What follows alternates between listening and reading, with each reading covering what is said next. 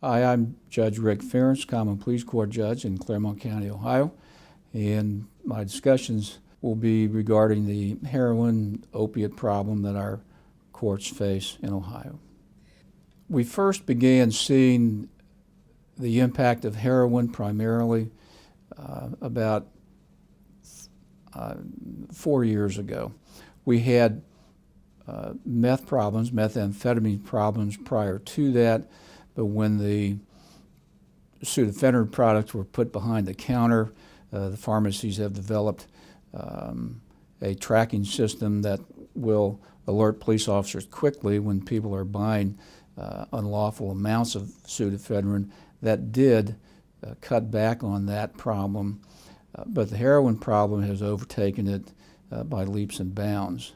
And 75 to 80% of the criminal cases that we deal with now are drug related, and of those probably 75 to 80% of those are heroin related, either possession charges, abuse charges, or more serious crimes caused by the addiction, home invasions, thefts, robberies,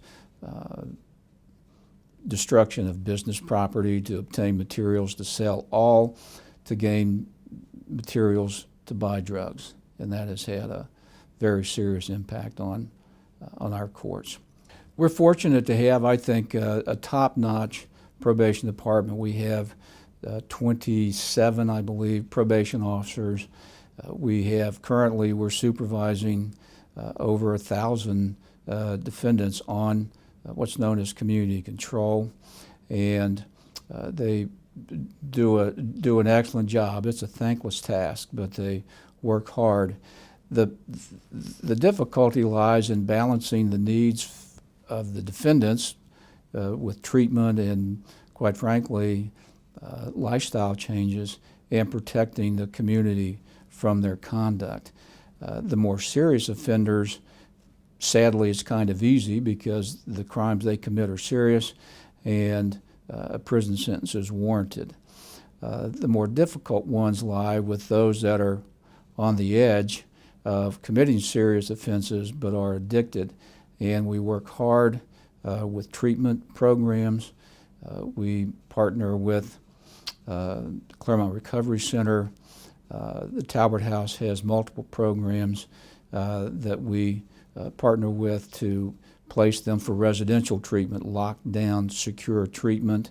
And then the balance of those are all outpatient. Most of those are lower level offenders. Most of them, quite frankly, have been charged with possession. And sadly, many of them are found due to overdose reactions, and law enforcement and medical emergency folks coming in and then finding the drugs, the needles, and then we go from there. So it's a tough balance because you want to maintain certainly safety for our citizens. We can't put them all in jail. We don't have the space. We can't put them in prison. We don't have the space. It's difficult with the funding. A lot of them have mental health issues as well. So we work within the budgets that we have.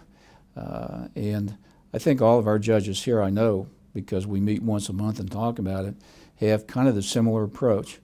If they're low level, not repeat offenders, but a lot of these folks have no record at all. They just start, they just get into the use of the drug, and then it just drags them down. So treatment's important. We're working on that.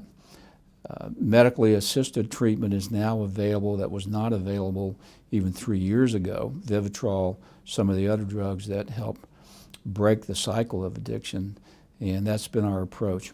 So far, it seems to be working reasonably well.